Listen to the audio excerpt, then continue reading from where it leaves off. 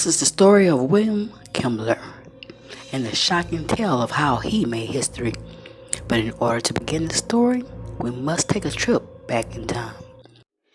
To the late 1800s, the country was in a time of amazing invention and advancement.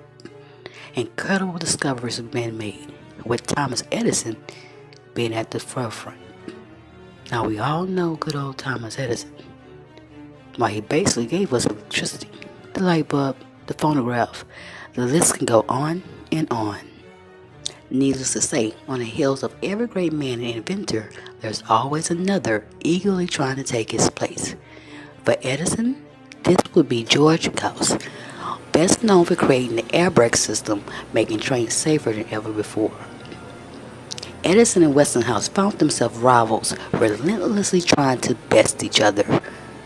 Without question, Thomas Edison was a pioneer of electricity, but Westinghouse had in turn developed the use of a different power, DC power, that he felt far exceeded Edison's AC. Well, Demetra, you may be saying to yourself, thanks for the history lesson, but what does any of that have to do with William Kemmler, and what's so shocking about this story? I'm glad you asked. We must remember that just as technology changes and evolves, so does society. And now society was calling for a more humane punishment for its criminals.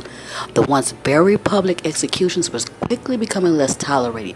Leaders was desperately seeking a better way. It was time for a change. Edison answers the call. He seizes the opportunity to invent the very first electric chair.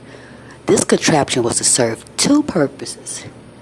One, a more humane manner of execution, and two, to deliver a blow to his longtime rival, George.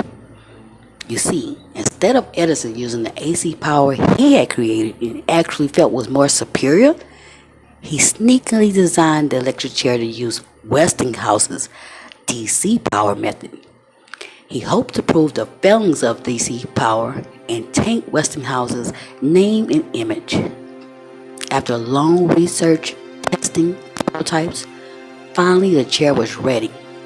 All that was needed now was its first victim, or better yet, its first criminal sentenced to death. William Kemmler was a street vendor selling wares in the slums of Buffalo, New York, but he was better known for being an alcoholic. On March 29th, after a long night of binge drinking, he stumbles home and goes into a delirious drunken rage. He accuses his common law wife and mother of his toddler daughter, Tilly Ziegler, of stealing from him, and goes further to accuse her of plotting to run away with another man. Before anyone could imagine it would happen, William grabs a hatchet and violently attacks Tilly, killing her with that hatchet right there in front of their daughter. He then leaves the baby there with her mother dead, lying in a pool of blood, and returns to the bar to drink and announce that he had killed her. This horrendous act sealed his fate. He was quickly convicted of first-degree murder and sentenced to death, gaining himself a place in the history books. William Kemmler would be the first to be executed by the electric chair, gaining himself a place in the history books. William Kemmler would be the first to be executed by the electric chair. Of course, there were those who attempted to argue the question of using this new technology. Was this in fact humane? How could electricity, as a death agent, not be considered cruel and unusual punishment? Even George Westinghouse tried to save Kemmler from this type of electrocution or execution by paying for the best attorneys money could buy in an effort to stop this from going forward. Not that the businessman millionaire believed in Kemmler's innocence. No, he simply did not want his power method to be tainted, nor his reputation in this manner. It was to no avail. He failed, and it was time. On August 6, 1890, it was time for the murderer William Kemmler to meet his destiny. He had begun to believe that this new execution would indeed be painless and easy, as they said. It was probably for this reason he seemed to be calm and accepting of his punishment.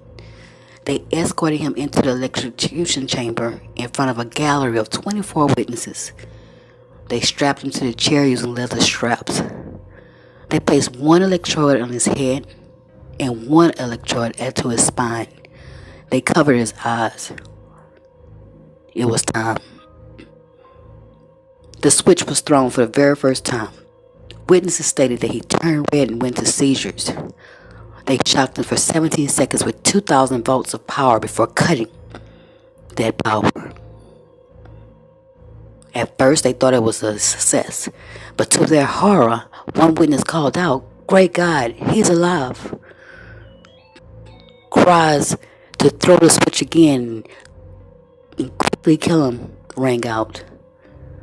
As they hastened to resecure the electrode at his head, finally they were able to throw the switch again. This time, after 4 minutes, he was dead. But it was far from effortless, as proclaimed.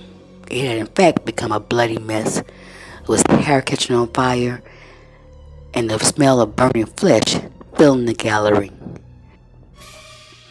So, as you can see, as I conclude William's story, it is indeed quite shocking. Shocking first because of the awfulness of what happened on that first go around. Shocking to have to throw the switch again. Shocking that his flesh was burnt and his hair would catch on fire. But if we look a little bit closer, it's an even more shocking tale of how this contraption was invented at the hands of a brilliant man in an attempt to humiliate another. A battle of ego and pride.